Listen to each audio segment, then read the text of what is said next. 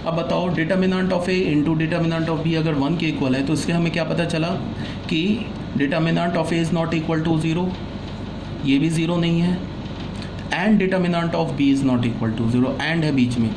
अगर मैं बोलूँ कि दो रियल नंबर का प्रोडक्ट नॉन ज़ीरो है तो वहाँ से हमें क्या कंक्लूजन मिलता है कि दोनों रियल नंबर 0 के इक्वल नहीं है। ठीक है, तो अगर डिटर्मिनेंट ऑफ ए 0 के इक्वल नहीं है तो इसका मतलब क्या होगा, determinant of A is not equal to 0 implies A inverse exist. A क्या हो गया हमारा, एक नॉन सिंगुलर मैट्रिक्स हो गया, तो ए इनवर्स एग्जिस्ट करेगा। क्लियर है ना।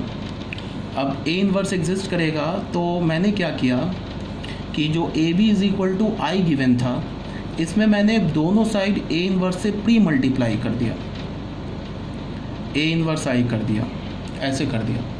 तो यहाँ से मैंने क्या ले लिया, A inverse A into B is equal to, ये क्या हो जाएगा ए इनवर्स, ये क्या हो जाएगा I into B is equal to A inverse. तो यहाँ से हमें क्या पता चला, B is equal to A inverse. तो B is equal to A inverse proof हो गया। उसके बाद देखो अब मैंने क्या किया, इसमें B is equal to A inverse में दोनों साइड ए से पोस्ट मल्टीप्लाई कर दिया, तो B A is equal to क्या हो गया, ए इनवर्स इनटू ए, तो फिर ये आई हो गया।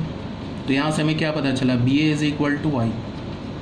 तो इसको देखो और इसको देखो और इसको देखो, तो हमें क्या भी मिला, A B is equal to B A is equal to I, ये पता चल गया। और दूसरा हमें क्या पता चला, B is equal to A inverse. अब क्या करो तुम कि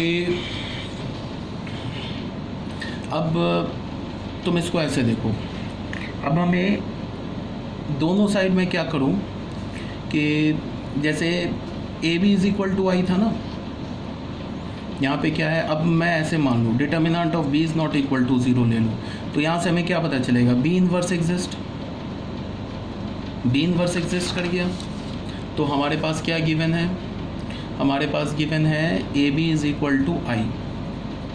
तो हमने बी इनवर्स से इसको पोस्ट मल्टीप्लाई कर दिया, तो आई इंटू बी इनवर्स, फिर एसोसिएटिव रूल यूज़ किया, B into B inverse is equal to, ये क्या हो जाएगा बी इनवर्स, ये क्या हो जाएगा A I is equal to B inverse. तो यहाँ से हमें क्या पता चल गया, A is equal to B inverse.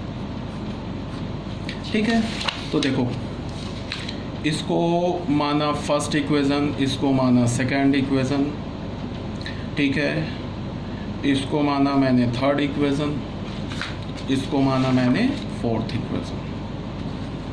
ठीक है, तो हमें क्या पता चल गया कि इफ़ ऐसे मैंने बोल दिया कि ए हमारा एक n बाई n ऑर्डर का मैट्रिक्स है, बी हमारा एक n बाई n ऑर्डर का मैट्रिक्स है, एंड ए बी आई है। तो यहाँ से हमें क्या पता चल गया, A B is equal to B A is equal to I, A and B commute, A inverse is equal to B and B inverse is equal to I. ठीक है, ये बात आ गई होगी, क्लियर हो गई होगी, समझ में आ गई होगी। ठीक है, तो यही बात यहाँ पे प्रूफ किया हुआ है, ये जो हमारा है ना नोट नंबर 6, इसमें ये प्रूफ किया हुआ है। अब आ जाओ आप,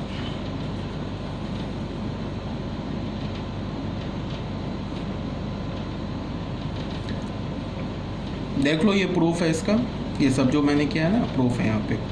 अब आ जाओ आप नोट नंबर 7 में आ जाओ। नोट नंबर 7 क्या बोल रहा है, नोट नंबर 7 बोल रहा है कि अगर if A B is equal to null matrix, A B हमारा नल मैट्रिक्स है, and any one of determinant of A and determinant of B is not equal to 0, then A B is equal to B A is equal to null matrix, A and B commute. इसका क्या मतलब है, तुम ऐसे देख लो, इसको क्या बोल रहा है कि ये देखो तुम,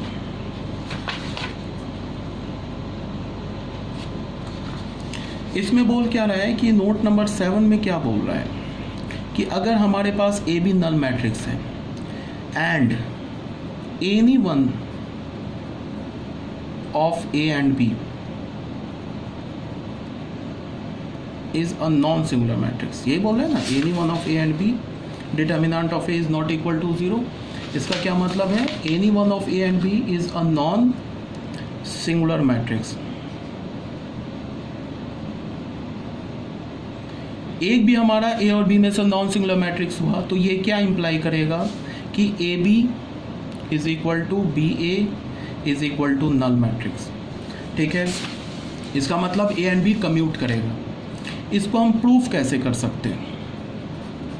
ए B is equal to null matrix, ये तो गिवन है। मान लिया कि हमने मान लिया let determinant of A not equal to 0, this implies A inverse exist. ठीक है बच्चे, ए इनवर्स एग्जिस्ट करेगा। अब ए इनवर्स एग्जिस्ट करेगा तो ए इनवर्स से हमने प्री मल्टीप्लाई कर दिया इस इक्वेशन को, यहाँ पे एसोसिएटिव रूल यूज़ कर लिया। ये हो गया नल मैट्रिक्स, ए इनवर्स ए क्या हो गया आई, तो आई इंटू बी हो गया नल मैट्रिक्स। तो यहाँ से हमें क्या पता चला, बी नल मैट्रिक्स हो गया।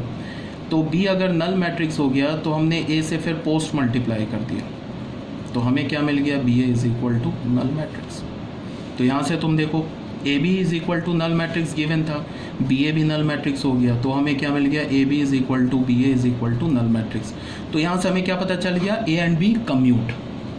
अगर हमने डिटर्मिनेंट ऑफ ए को मान लिया कि ये हमारा एक नॉन सिंगुलर मैट्रिक्स है, अगर हमने मान लिया होता कि let determinant of B is not equal to 0, तो यहाँ से क्या होता, बी इनवर्स एग्जिस्ट कर जाता। अब बी इनवर्स एग्जिस्ट करता तो जो हमारे पास मैट्रिक्स इक्वेशन है नल, इसमें मैंने बी इनवर्स से पोस्ट मल्टीप्लाई कर देता, तो 0 इंटू बी इनवर्स। ठीक है, तो फिर यहाँ पे एसोसिएटिव रूल यूज़ कर लेता, तो हमें क्या मिलता, A into B inverse is equal to null matrix. तो A I is equal to null matrix, this implies that A is equal to null matrix.